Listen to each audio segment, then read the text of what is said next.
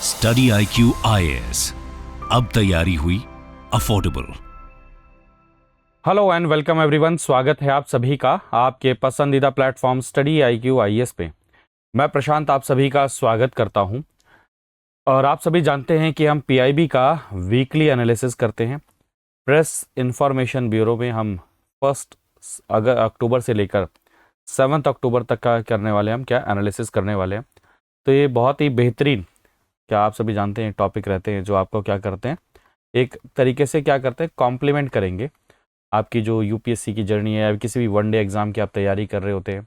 आप कोई ना कोई डेली न्यूज़पेपर पढ़ रहे होते हैं, डेली कोई एनालिसिस देख रहे होते हैं, और उसी के साथ में अगर आप वीकली ये PIB भी देखते रहेंगे तो ये क्या करेगा, आपकी जर्नी को और ज़्यादा कॉम्प्लीमेंट करेगा। तो आगे की तरफ में बढ़ते हैं। और दोस्तों, आप सभी जानते हैं कि स्टडी IQ IAS पर आप सभी के लिए बहुत ही बेहतरीन अपॉर्चुनिटी है UPSC की तैयारी को करने के लिए। अगर आप 2025 के बैच को ज्वाइन करना चाहते हैं तो आप हमारा जो फास्ट ट्रैक बैच है उसको ज्वाइन कर सकते हैं। आप अगर 2026 की तैयारी कर रहे हैं तो आप 2026 के लिए हमारा प्रतिज्ञा प्लस जो बैच है उसको ज्वाइन कर सकते हैं। इवन दोस्तों, 2027 के लिए आप लॉन्ग टर्म बैच को भी ज्वाइन कर सकते हैं।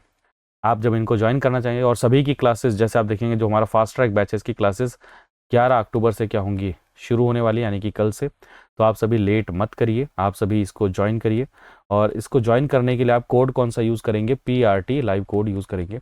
मेरे प्यारे दोस्तों, इस बैच की एक खास बात क्या है, ये आपका एक कंप्लीट सॉल्यूशन होने वाला है। कंप्लीट सॉल्यूशन का मतलब बिल्कुल प्रॉपर कंप्लीट सॉल्यूशन होने वाला है, जहाँ पर आप सभी क्या नाम है, यहाँ पर सबसे बड़ी जो इम्पॉर्टेंट चीज़ आप देखेंगे कि GS पूरी तरीके से क्या किया जाएगा, इसमें कंप्लीट किया जाएगा। साथ में मेरे दोस्तों, इसमें प्रीलिम्स और मेंस की टेस्ट सीरीज़ भी इसी बैच में इंक्लूडेड है। आप देखेंगे इसी बैच में प्रीलिम्स का क्रैश कोर्स भी इंक्लूडेड है, इसी बैच में मेंस का क्रैश कोर्स भी इंक्लूडेड है। ये सारी चीज़ें इसके अंदर में क्या है, इंक्लूडेड है। तो आप सभी इस बैच को क्या कर सकते हैं, ज्वाइन कर सकते हैं। लेकिन ज्वाइन करने के लिए आपको कोड कौन सा यूज़ करना होगा, PRT लाइव कोड आप सभी को यूज़ करना होगा। तो चलिए आगे बढ़ते हैं। और इस सेशन की PDF आपको कहाँ मिलेगी, इस टेलीग्राम चैनल पर इस सेशन की आपको PDF मिल जाएगी। और ये इंस्टाग्राम हैंडल है, आप इसको फॉलो कर लीजिएगा, जहाँ पर आपको नई नई अपडेट सारी की सारी मिलती रहेंगी। तो सबसे पहला जो टॉपिक है, इंडिया और कज़ाकिस्तान के बीच में जॉइंट मिलिट्री एक्सरसाइज है, जिसको कजिंद हम बोलते हैं। होली में ये हुआ, तो ये आप सिर्फ नाम के लिए याद रखिएगा। जैसे युद्ध अभ्यास हो गया, हमने वरुण देखा, हमने वॉरटॉक्स देखा, तो हमने बहुत सारी एक्सरसाइजेज देखी हैं ऑलरेडी, कई सारे नाम, संप्रति, क्या नाम है, सूर्य किरण, कितनी एक्सरसाइजेज हैं, नाम आप लेते जाइए। जैसे अभी आज न्यूज़ में है मालाबार एक्सरसाइज। मालाबार एक्सरसाइज क्या है दोस्तों, जो क्वाड की 4 कंट्रीज़ है ना, 4 कौन कौन सी, इंडिया, USA, जापान और ऑस्ट्रेलिया, इनके बीच की भी एक्सरसाइज है। तो सेंट्रल एशियन कंट्री है कज़ाकिस्तान। तो एक पॉइंट और बता रहा हूँ, आज ही क्या करिए, मैप ओपन करिए और कज़ाकिस्तान को क्या करिए, उसको ज़रूर देखिए, वो किस किस के साथ में अपनी बॉर्डर को क्या कर रहा है, वो शेयर कर रहा है। तो इंडिया एंड कज़ाकिस्तान ने अपनी जॉइंट मिलिट्री एक्सरसाइज शुरू करी, कजिन, प्लीज़ नोट कर लीजिएगा, इंपॉर्टेंट हो जाता है। मिलिट्री एक्सरसाइज से रिलेटेड 2024 में डायरेक्ट क्वेश्चन आया, मतलब इनडायरेक्ट भी नहीं, डायरेक्ट क्वेश्चन यहाँ से ऑलरेडी पूछा है। तो ये प्रीलिम्स फैक्ट के नाते आ सकता है। तो कजिंद जो है एनुअली हो रहा है 2016 से लगातार। प्रीवियस जो एडिशन था जिसको ओटार बोला जाता था, वो 2000 कहाँ पर हुआ, वो ओतार में कज़ाकिस्तान में हुआ, 2023 में हुआ था। ठीक है, तो बस नोट कर लिए 2016 से हो रहा है, प्रीवियस कहाँ पे हुआ था, प्रेजेंट कहाँ पर है, और 2 कंट्रीज़ के बीच में हो रहा है। ठीक है, नेक्स्ट टॉपिक है global innovation index. This is utmost and very very important topic, जो ये बता रहा है कि हमारे देश के अंदर में जो इनोवेशन, यानी कि जो कहते हैं ना, इनोवेशन का जो इकोसिस्टम है वो कैसे ग्रो कर रहा है। जो ये बता रहा है कि हमारे देश के अंदर में जो टेक्नोलॉजी के अंदर में रिसर्च एंड डेवलपमेंट की हम बात करते हैं, आप सभी जानते हैं दोस्तों कि जब तक किसी भी देश के अंदर में इनोवेशन नहीं होगा, इनोवेटिव अप्रोच के लिए पुश नहीं किया जाएगा, तब तक उस देश के अंदर में कभी भी हम ग्रोथ के पर्सपेक्टिव को नहीं देख सकते। ग्रोथ के पर्सपेक्टिव को अचीव करने के लिए, या फिर मान के चलिए आप जो कहते हैं कि आप इकोनॉमिकल लेवल पर देखें, या फिर न्यू टेक्नोलॉजी के लेवल पर देखें, या फिर साइंटिफिक एडवांसमेंट में देखें, तो इनोवेशन का बहुत ही इंपॉर्टेंट रोल है। ठीक है, तो इनोवेशन के ऊपर में काफ़ी टाइम से फोकस भी किया जा रहा है। आप देखेंगे अटल टिंकरिंग लैब का एग्जांपल ले लीजिए, नीति आयोग का पुश करना देख लीजिए, जो प्रेजेंट टाइम पे गवर्नमेंट है उसका देख लेंगे, तो उसके अंदर में ग्लोबल इनोवेशन इंडेक्स ये बहुत इंपॉर्टेंट हो जाता है। और इसमें भारत ने काफ़ी लंबी छलांग क्या है लगाई है। आप देखेंगे 2015 में हमारी जो रैंकिंग थी वो 81 थी 133 कंट्रीज में से, और अभी 2024 में ग्लोबल इनोवेशन इंडेक्स में जो भारत की रैंकिंग है 133 कंट्रीज में से कितनी है, 39th है। तो ये दर्शा रहा है कि हमने रिसेंट टाइम में जो इनोवेशन के रिगार्डिंग जो इकोसिस्टम है, जो इनोवेशन को लेकर भारत की जो कमिटमेंट है, जहां पर हम इनोवेशन इकोसिस्टम को पुश करना चाहते हैं अपनी पॉलिसीज के थ्रू, रिसर्च एंड डेवलपमेंट जो इन्वेस्टमेंट हो रहा है, जो स्टार्टअप इंडस्ट्री के साथ में कोलैबोरेशन हो रहा है, वो किस हद तक क्या कर रहा है, काम कर रहा है। तो 2024 के अंदर में 39th पोजीशन है किसकी, भारत की ग्लोबल इनोवेशन इंडेक्स के अंदर में, जो study rise in its innovative capabilities को क्या कर रहा है, शो कर रहा है। गवर्नमेंट के इनिशिएटिव जैसे स्टार्टअप इंडिया, डिजिटल इंडिया, इन्होंने काफ़ी ज़्यादा क्या किया है, प्रोग्रेस को हासिल किया है। तो याद रखिएगा एक और चीज़, ये हम देखेंगे कौन इस डाटा को रिलीज करता है, ये भी देखेंगे, लेकिन ये इंडिया की फर्स्ट प्लेस रैंक है central and southern Asian countries में अगर देखा जाए, फर्स्ट रैंक है लोअर मिडिल इनकम इकोनॉमीज में देखा जाए। इंडिया के पास में 4 क्लस्टर हैं टॉप साइंटिफिक एंड टेक्नोलॉजी के क्लस्टर्स के अंदर में देखा जाए। 7th ग्लोबली अगर देखा जाए इंटेंजिबल एसेट इंटेंसिटी में अगर देखा जाए तो हम हैं। तो बहुत बड़ी अचीवमेंट है। तो आप देख सकते हैं ग्लोबल इनोवेशन इंडेक्स एक एनुअल रैंकिंग होती है जो किसी भी कंट्री की इनोवेशन को लेकर जो कैपेबिलिटीज़ हैं, जो परफॉर्मेंस है, उनको क्या करते हैं, एनालाइज करते हैं। और ये किसके द्वारा रिलीज़ किया जाता है, वीपो के द्वारा, प्लस में कॉर्नेल यूनिवर्सिटी के द्वारा और इनसीड के द्वारा मिलकर इसको किया जाता है। तो ये भी प्रीलिम्स के लिए फैक्ट नोट कर लेना, ये कि किसके द्वारा पब्लिश किया जाता है, ये सबसे इंपॉर्टेंट पॉइंट है। It considers factors like institutions, human capital, infrastructure, market sophistication, ये सब चीज़ें रहती हैं। तो ग्लोबल इनोवेशन इंडेक्स प्रोवाइड करता है इंसाइट कि किसी कंट्री में कैसे इनोवेशन के ट्रेंड चल रहे हैं। ठीक है, तो इंडेक्स क्या करता है, पॉलिसी मेकर्स को हेल्प करता है, बिजनेस लीडर्स को हेल्प करता है, रिसर्चर को हेल्प करता है। तो याद रख लेना भाई कौन कौन रिलीज करता है, ग्लोबल इनोवेशन इंडेक्स में भारत की क्या रैंकिंग है। तो 133 में से कितनी रैंक है, 39 पोजीशन पे है।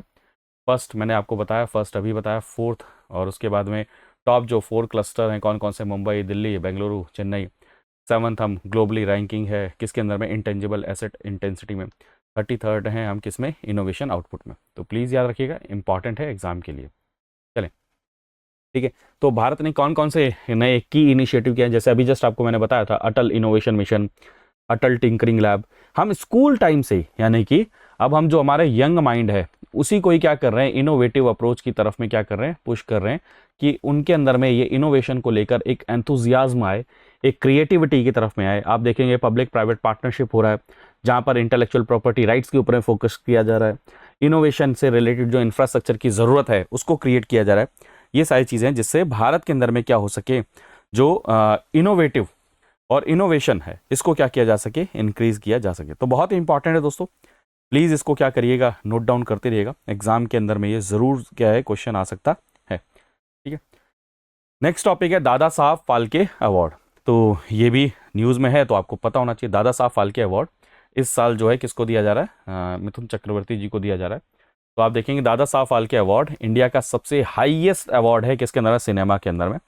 और ये किनके नाम पर रखा गया है, जो धुनी राज, जो गोविंद फाल्के जी हैं, जिनको दादा साहब फाल्के के नाम से जानते हैं, जिनको हम भारत का इंडियन सिनेमा का फादर के नाम से जानते हैं।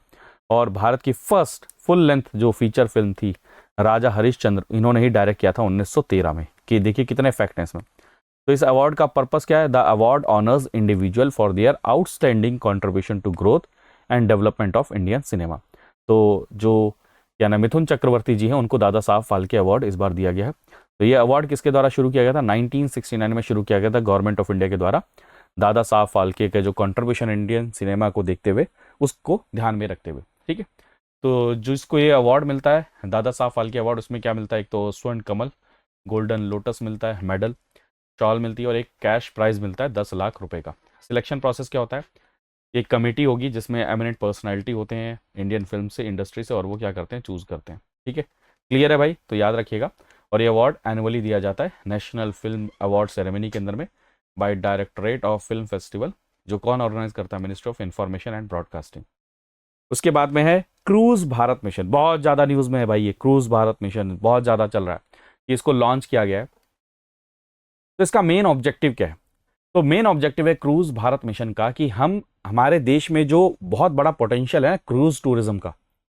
आप सभी ने विदेशों में तारक मेहता देखा होगा। तारक मेहता में वो है ना, क्रूज पर गए थे, शिप में काफी दिनों तक घूमते हैं, शिप में ही रहते हैं, उसमें होटल वगैरह सब कुछ है। तो ये जो इंडिया के अंदर में क्रूज टूरिज्म है, वो सेक्टर अभी इतना ज्यादा टैप नहीं हुआ है। तो हम क्रूज जो पैसेंजर हैं उनको अट्रैक्ट करना चाहते हैं, उनको डबल करना चाहते हैं बाय 2029। तो ministry of ports, shipping and waterways इसकी नोडल मिनिस्ट्री रहेगी जो इस प्रोजेक्ट को देखेंगे, और उसको फेज वाइज किया जाएगा। पहला फेज 2024 से लेकर 2025 तक, फिर 25 से 27, फिर 27 से 29 ऐसा रहेगा। तो पहले फेज में क्या होगा, जहां पर आप रिसर्च मास्टर प्लानिंग करेंगे, क्रूज जो पार्टनरशिप है उनको स्टैब्लिश करेंगे, नेबरिंग कंट्रीज के साथ स्टैब्लिश करेंगे। फिर सेकेंड फेज में क्या होगा, आप एम्फेसाइज करेंगे shift to developing new cruise terminal. फिर फाइनल फेज के अंदर में क्या करेंगे, आप कोशिश करेंगे कि जितने भी क्रूज सर्किट हैं इंडियन सब कॉन्टिनेंट में उनको इंटीग्रेट किया जाए। तो ये बहुत ही इंपॉर्टेंट रह सकता है भारत के अंदर में टूरिज्म को क्या करने के लिए, इंक्रीज करने के लिए, इन्हांस करने के लिए। ठीक है, तो ये एक इंपॉर्टेंट हिस्सा है। तो स्ट्रेटेजिक पिलर्स क्या रहेंगे, मेन फोकस क्या रहेगा कि डेवलप करना है मॉडर्न इंफ्रास्ट्रक्चर को, क्रूज टर्मिनल्स को, लेकिन साथ में ये एक और चीज़ हमें ध्यान रखनी है कि ये सस्टेनेबल हो, ये ऐसा हो कि वो वहाँ पर जो मरीन इकोसिस्टम उसको भी नुकसान ना करे, डीकार्बनाइजेशन जो एफर्ट है उनको भी पुश करे। ठीक है, और साथ में ये क्या करे, जो हमारे जो हम कहते हैं ना कि क्लाइमेट चेंज के साथ में भी क्या कर सके, फाइट कर सके। ठीक है, तो इसलिए हम क्या करेंगे, जैसे national cruise infrastructure master plan बनाएंगे, एक स्पेशल पर्पस व्हीकल बनेगा, और इसके अंदर में इंडियन पोर्ट्स एसोसिएशन के अंदर पूरा क्या इसको क्या करेगा, इंप्लीमेंट करेगा। टेक्नोलॉजी का काफ़ी ज़्यादा इसमें यूज़ किया जाएगा, जैसे स्मूथ बोर्डिंग के लिए, वहाँ पर चेक करने के लिए ई वीज़ा सिस्टम, ये सारी चीज़ें इसमें करी जाएंगी। ठीक है, तो cruise promotion and circuit integration, जिसके अंदर में अलग अलग जो क्या नाम है क्रूज के रूट हैं उनको इसमें किया जाएगा। प्लस में आप देखेंगे mission will develop customised physical and financial policies. Plus में आप देखेंगे कैपेसिटी बिल्डिंग को भी एनहांस किया जाए, जिससे एम्प्लॉयमेंट क्या हो, जनरेट। तो प्लीज़ नोट कर लीजिएगा, जो भारत का जो क्रूज पोटेंशियल है उसको इन्हांस करना है।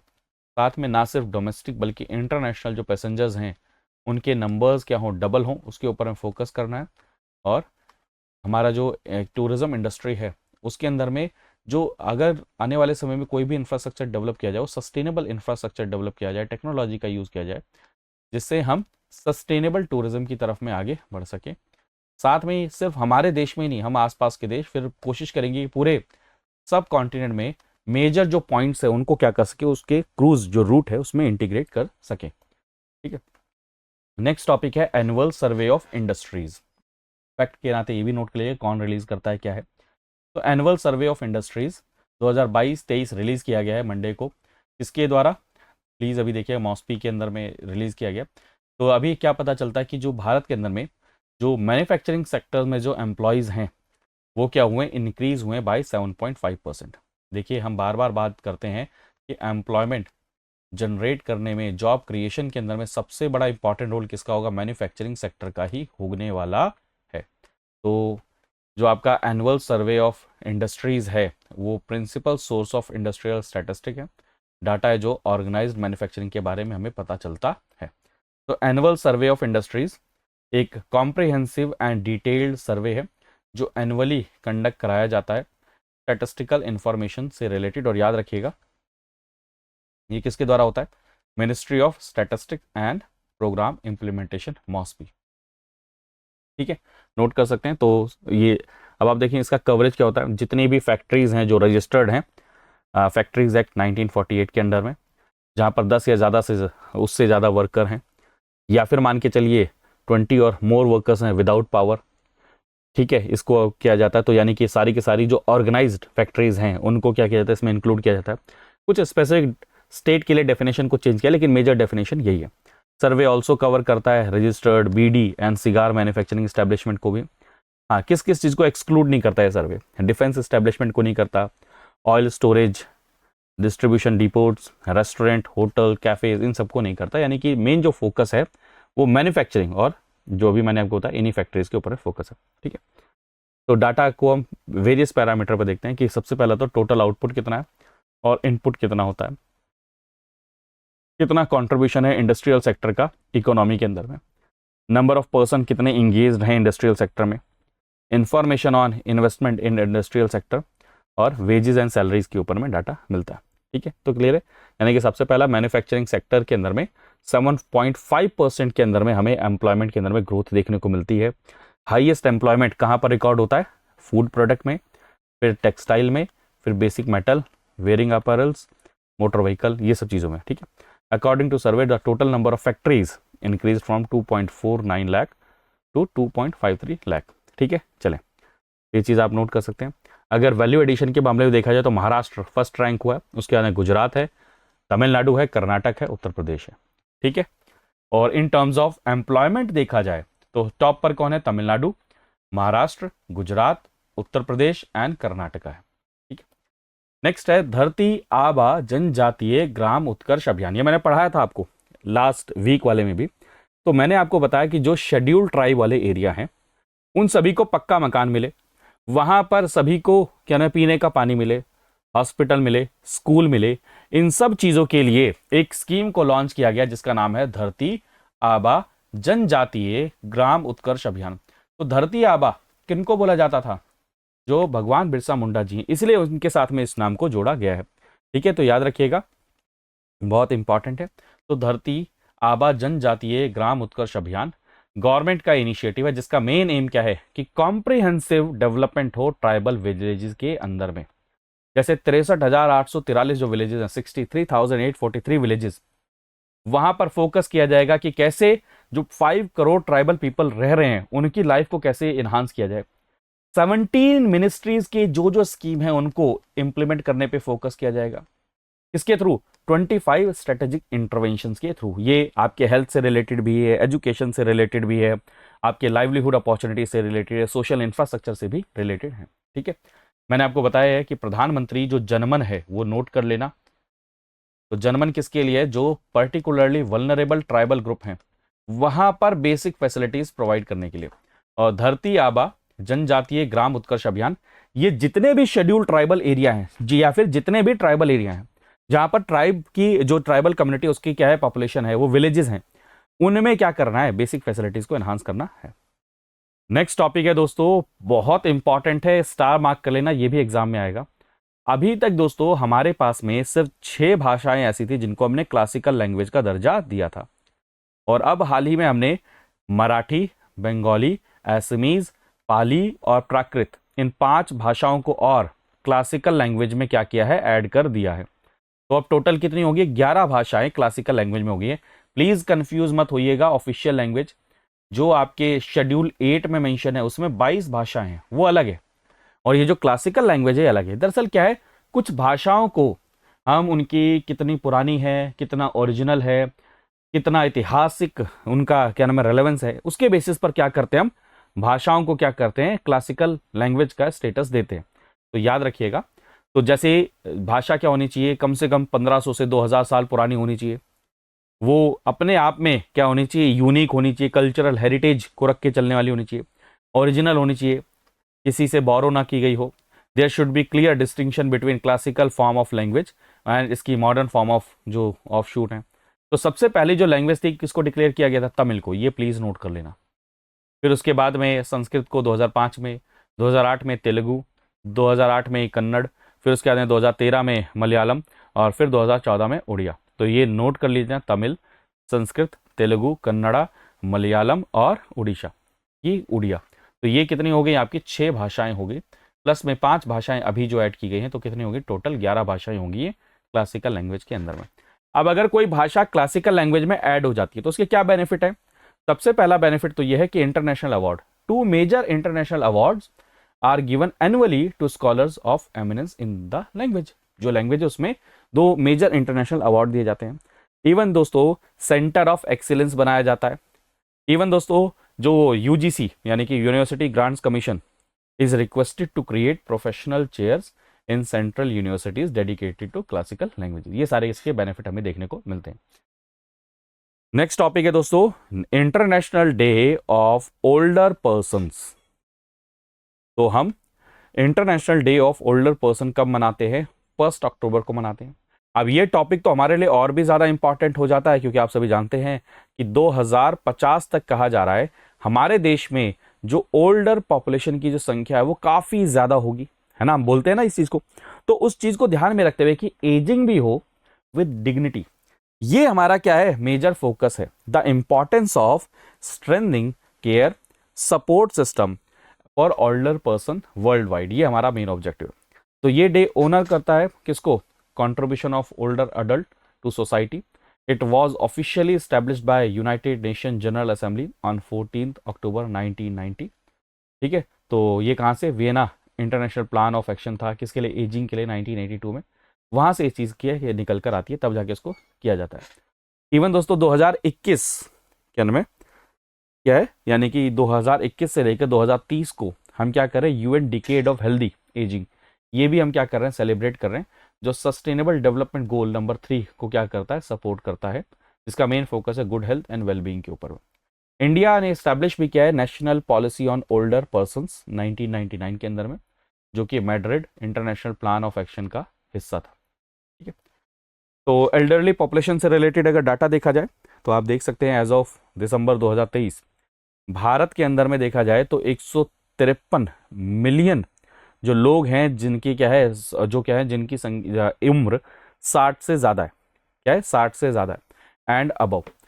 और अगर देखा जाए तो ये आने वाले समय में 347 तक पहुंच जाएगा, कब तक, 2050 तक। यानी कि भारत की जो टोटल पॉपुलेशन होगी उसमें 20.8% पॉपुलेशन क्या होगी, वो 60 साल से उम्र की ज़्यादा की होगी। ग्लोबली अगर पॉपुलेशन ऑफ ओल्डर पर्सन देखा जाए तो कॉन्टिन्यूसली इंक्रीज हो रहा है। तो मैं आपको बता रहा हूँ ना कि 2050 में हमारे लिए बहुत बड़ा चैलेंज है कि अगर बुजुर्गों की संख्या इतनी रहेगी तो हमें क्या करना पड़ेगा, एक तो सोशल सेफ्टी के ऊपर में, सोशल नेटवर्क के ऊपर में अभी से काम करना पड़ेगा। इवन आप देखेंगे जो हॉस्पिटल सेक्टर हैं उसके ऊपर में अभी से काम करना पड़ेगा।